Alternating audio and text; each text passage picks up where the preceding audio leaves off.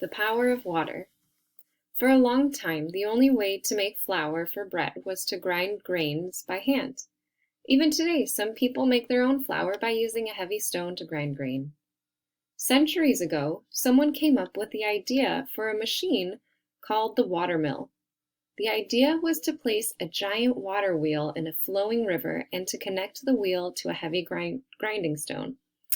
As the flowing water turned the water wheel, the stone would turn and grind grain into flour. The watermill was a wonderful invention. It made far more flour than any person could make on his or her own. It also made life easier because no one had to push the heavy grinding stones. Before long, people realized that watermills could be used to do many jobs. A watermill used to make flour is called a flour mill or a grist mill.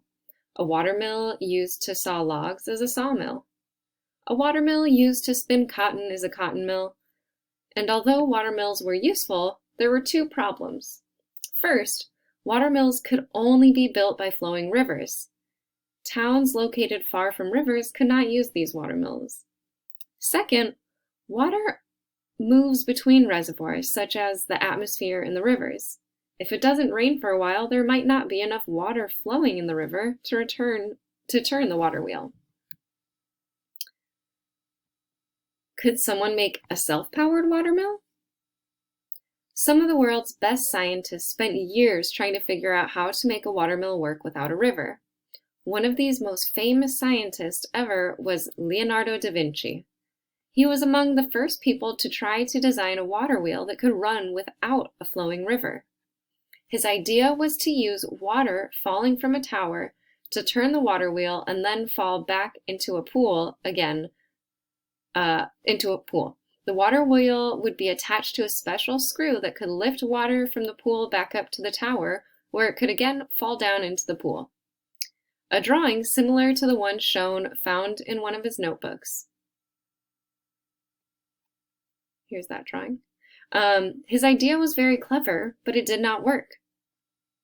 Many others have come up with ideas similar to Da Vinci's.